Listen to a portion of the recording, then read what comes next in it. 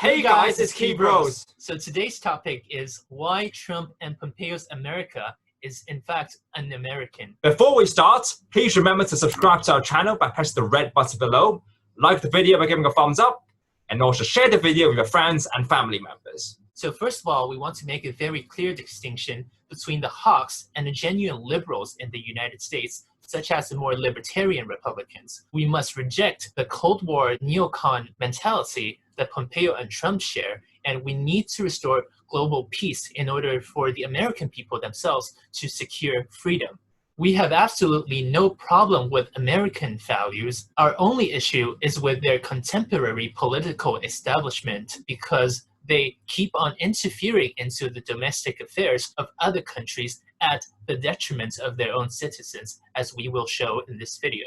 So we will look at this issue from two perspectives. The first one is external. Namely, we would be talking about Pompeo's foreign policy and how his anti-China imperialist mindset is aimed to advance this neoconservative agenda at the expense of the common American person. And the second perspective we will be looking at is internal, which is Trump's overstepping of his constitutional limits as president, as the head of the executive branch of government. So now let's first look at Pompeo's America. Let's define what neoconservatism actually means. So this is actually a trend that started in the 60s during the Cold War period. So neoconservatives typically advocate the promotion of democracy and interventionism in foreign countries and in international affairs. And they typically do this through a means which is called peace through strength, which essentially is a good way of saying they would militarily intervene in other countries and export American democracy. Neoconservatives tend to be hawks who support aggressive militarism and rely on the military-industrial complex to support them with weapons, with arms, with technology, and with training. There are quite a few prominent neoconservatives who are involved with the Trump administration. The first one is former National Security Advisor John Bolton, and the second one is Secretary of State Mike Pompeo. So this sort of neoconservative agenda actually has two problems. The first one is it substantively goes against the founding values of America. And secondly, it results in procedural hindrances to the liberty of the average American person. Substantively, it goes against the founding values of America. The first point I want to touch upon is war. Now, Republican Congressman Ron Paul has been a long-time critic of neoconservatism as an attack on freedom and the Constitution. He says that their ideology of preemptive war guarantees a backsliding of civilization. The idea that war is inevitable, so let's use it to our advantage, this sort of ideology is basically going against the Lockean tradition. By the way, John Locke was the person who inspired the founding fathers of America. His argument is that the whole point of a society was to avoid perpetual conflict and bloodshed in the state of nature. So why can't we live in a peaceful international global order? The second point relates to the sanctity of human life. Now, neocons don't really value human life, as shown by the tolerance of war crimes, but also they don't see American citizens as ends in themselves.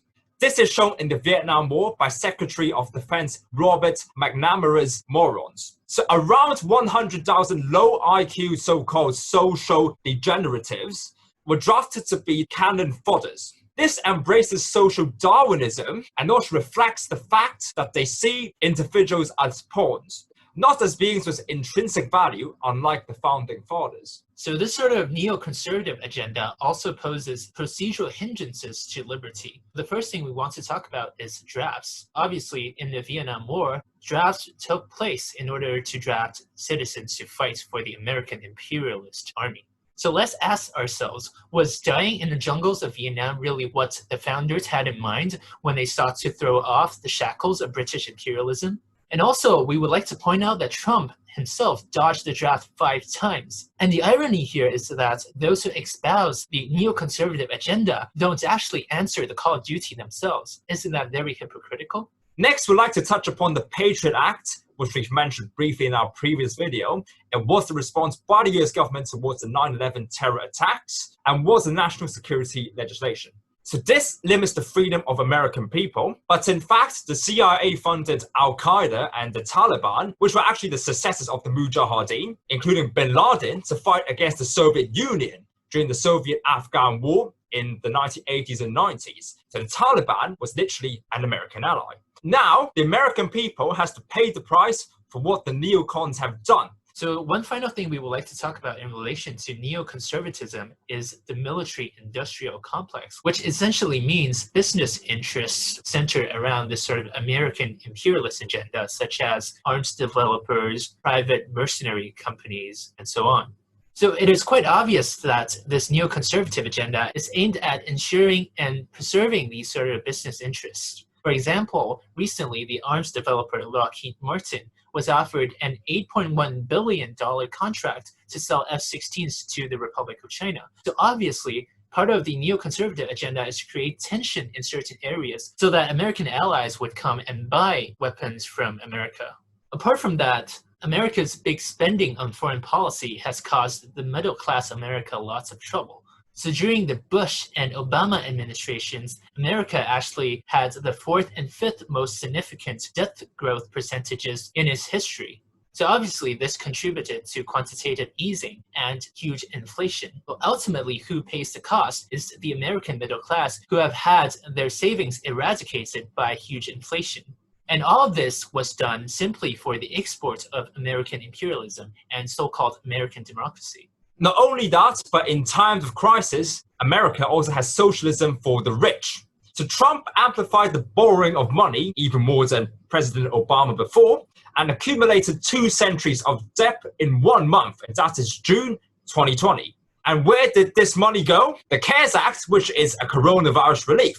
It contained a lot of tax breaks for the rich, and also 43,000 millionaires will effectively get $1.6 million each. Senator Sheldon Whitehouse called it a scandal to loot American taxpayers in the midst of an economic and human tragedy. So obviously, the neoconservatives don't really care about the American people. Next, we'll turn to Trump's America, so more on the internal side of things. The populist authoritarian often likes to overstep constitutional limits and blatantly tear apart the designs that the founders had put in place. So we'll now analyze his policies through 3 different perspectives. The first is the judiciary, the second one is the media, and the third one is the Congress.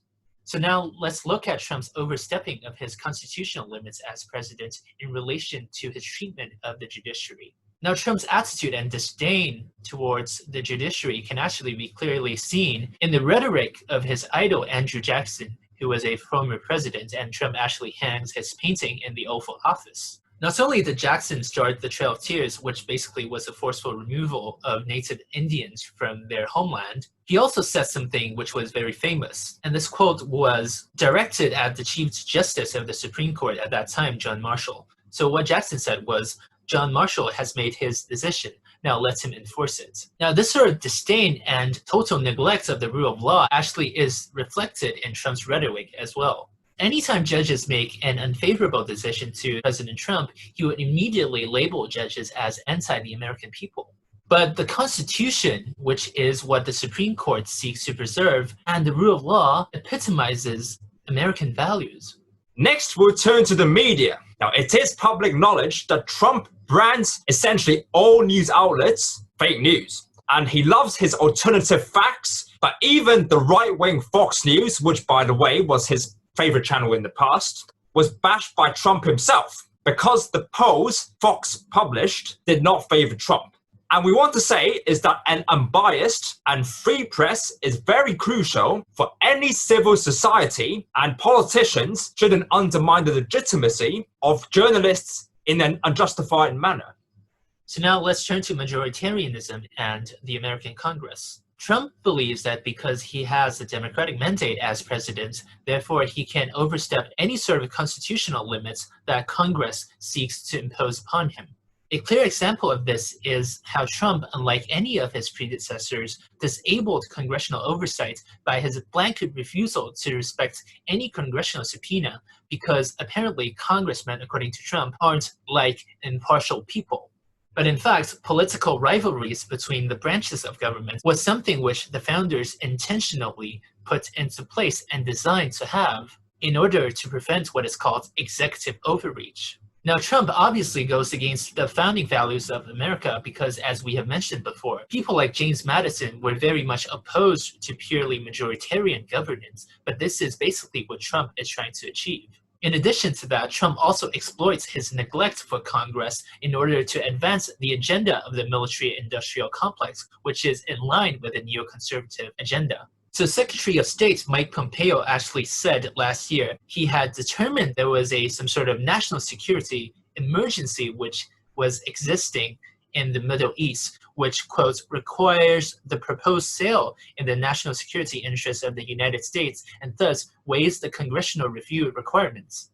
Pompeo was writing in a letter to the Republican chairman of the Senate Foreign Relations Committee, and the decision actually gave the American military-industrial complex a roughly $8 million worth of arms sales packages. And even Republicans were against this. For example, the top Republican on the House of Representatives Foreign Affairs Committee, Mike McCall from Texas, said that the president's decision to use an emergency waiver on these sales is unfortunate and will damage certain future congressional interactions. So as you all can see, Trump, the populist authoritarian, along with his mate Mike Pompeo, the neoconservative, have simply blatantly ignored all constitutional limits which the American founders had sought to put in place.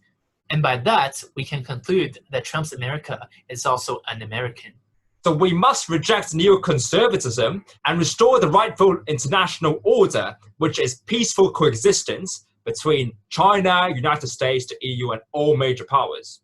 And also, America should restore its founding values put in place by the founding fathers. And this marks the end of our video today. Next up, we will be talking about British imperialism, so make sure to stay tuned to Keybros. All right, cheers guys, bye.